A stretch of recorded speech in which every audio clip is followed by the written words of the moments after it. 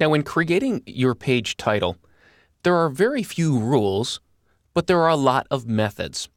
And many people subscribe to many different methods.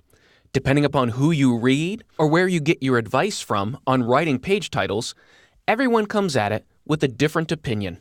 It really comes down to how you want to manage your page titles and what you think is a reasonable way of approaching it, but it's always important to measure and see the results based on what everyone else is doing as well.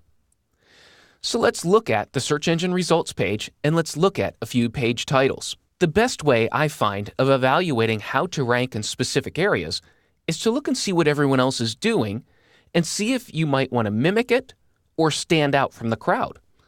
Like I said, there are no specific rules to creating page titles. There's just a lot of guidelines and ideas that you can bring to the table. The first guideline that I would tell you is that you need to limit your page title to about 65 characters. If you go beyond the 65 character limit, depending upon spaces and words, it'll get truncated, and you'll see the 3-period ellipsis rather than additional words. Now, if you can create a complete thought prior to 65 characters, go ahead and do that. If you want to add more words, you can do that, but that's what it will look like.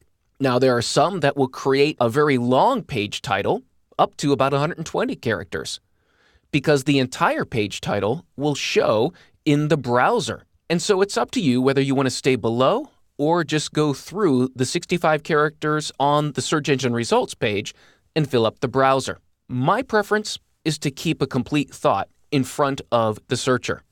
Now, you can look and see how other people are using keywords, and in this result, they're using a separator based on the title of the article and then the title of the website. Backpacker Magazine is the title of the website, but the article comes before that, and it uses a bar as a separator. Further down, we see a headline format. They're using the page title as the headline for this article. And then the list format. The list format is where you just put in as many keywords as possible. As you can see, it's backpacking California, mountain, foothill, coastal, desert. They're listing the keywords related to backpacking. I don't usually subscribe to this because what I find is that it attempts to get as many keywords as possible into the heading, but when you go look at the content of the page, it usually doesn't encompass all of these keywords.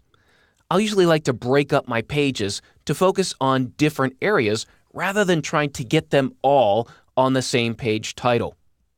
We can see a few others here as we branch out into our keywords, and now we're looking at California backpacking vacation, and we see a short sentence, sort of the headline format, and then local getaways, which is the name of the website. Now, there's always a good debate about whether to put the name of your website in the page title.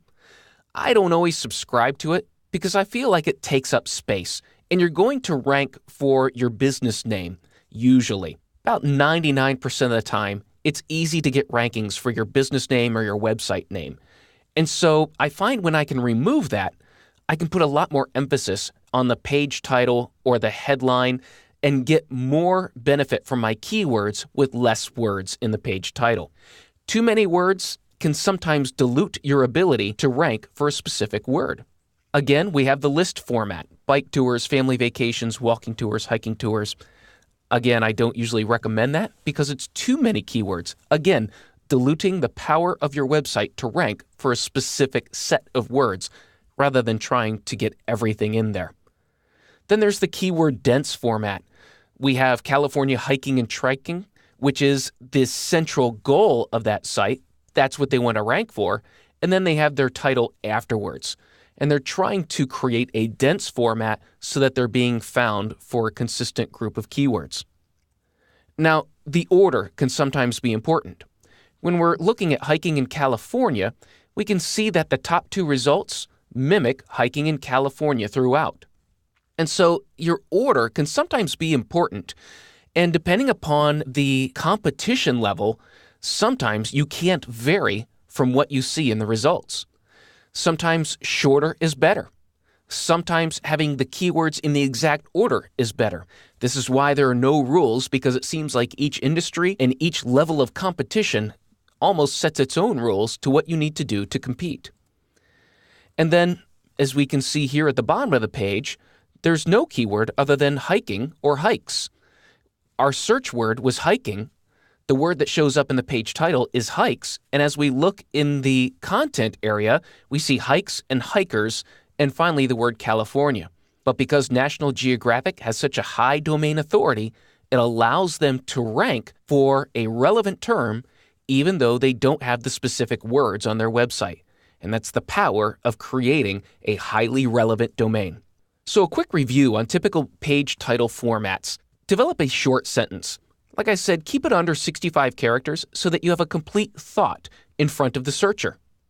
If you decide to do the long sentence format, then usually I keep the first sentence under 65 characters or around there, a separator, and then the second sentence up to about 70 characters for that. If I do a keyword-only page title, maybe 2 to 3 words, but make sure it is very specific to the content that's on the page. The keyword list is one way to try and wrap your arms around as many keywords as possible, but I don't usually subscribe to that format, regardless of how you separate the keywords. And really, there's no difference between a comma or a bar or a space. All of these are seen as separators by the search engine, and they're filtered out, and so they're all seen the same way. The keywords in order, I try to keep it in order, but again, it goes back to your keyword research and what you've seen when you set up the prefix and suffix. If there is a consistent order to the way people search, then I'll just reflect that in my page title. So take this opportunity to go through the pages of your website and begin to develop page title formats. Look and see what your competitors are doing. Look to see if there is a consistency among how the page titles are arranged and where the keywords fall in those page titles.